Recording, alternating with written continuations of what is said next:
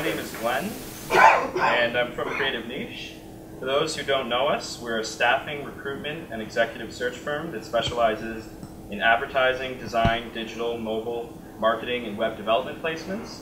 So you can see our open jobs, and we usually have some web development jobs up on our board, and register online at creativeniche.com/jobs. And I'm here just to offer up some quick tips for transitioning to a permanent role if you've been freelancing for an extended period of time. So step one is to determine your salary. So one way to do that is to take your hourly salary, prorate it to a year, which can be between 1,800 and 2,000 hours, depending on your expected work week, and then come up with a number. But oftentimes that's not going to tell the whole story, so you may not want to go with that number. You want to take into account the security and amenities of a full-time role, and that might come with a possible overall dip in compensation, especially if you were billing out, say, 70 hours a week prior to going full-time. It's important to research market rates for your role and be sure to leverage your unique experience and skills with the client's needs and salary expectations. So point two, value adds. You want to consider the value adds of a permanent role that you don't get with a freelance role.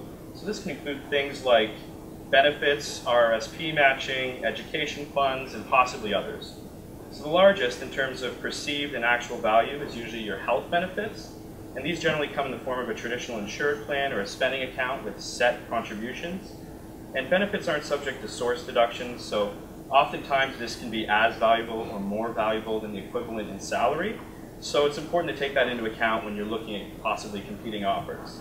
RSP matching is not always a given, but certainly a nice perk.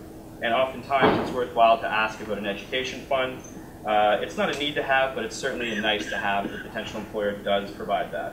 So be sure to factor all of these into your overall compensation package whenever you're considering a role. Another thing to take into account is the notification period. So when you're leaving your current freelance role, your contract role, it's often a question of how much notice you should give.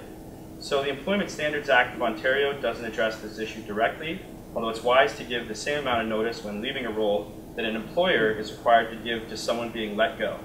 For example, that works out to 1 week notice between 3 months and a year, 2 weeks notice between 1 and 3 years, and an additional week's notice for each year of employment beyond that.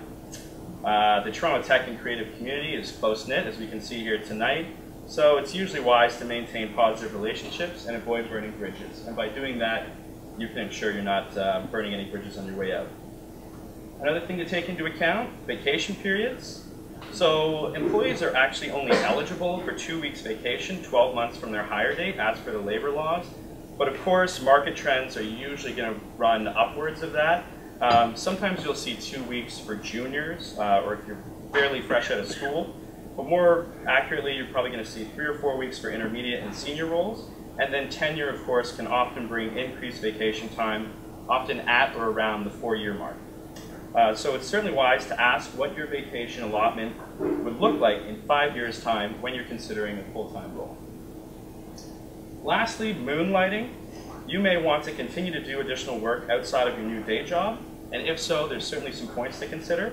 There may be a condition that stipulates no freelancing to be done outside your role with your employer's direct client base or competition. That's quite common, so you want to avoid conflicts of interest. Employers are generally concerned about the possible diminished quality of your primary responsibilities, so you're obviously going to have to set their mind at ease if that's going to be something you want to negotiate. And if you're looking to spend time outside your primary role offering similar services, you just want to be clear about what the rules and conditions are surrounding that if you're going to accept an employment offer. So those are the 5 tips. I'll be around to talk if anyone wants to afterwards, and good luck. Thank you.